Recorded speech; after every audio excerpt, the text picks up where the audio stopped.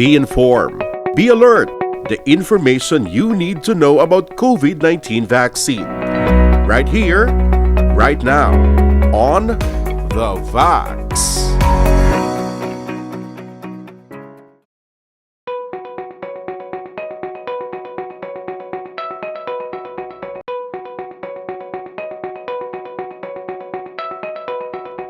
I think amon or area, hindi lang man yung amon na siya area, no, kundi dapat ang tanan ihikayato naton nga magpabakuna because this is a community.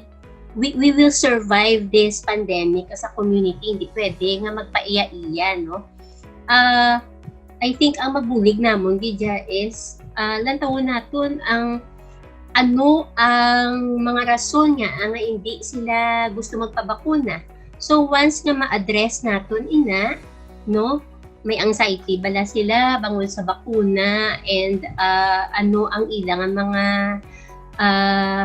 concerns and worries about sa bakuna. So if we are able to address that, no, hindi lang na siya nga concerns ng psychiatrist or psychologist, kundi concerns na naton tanan nga gusto nga i-push ang pagpapakuna.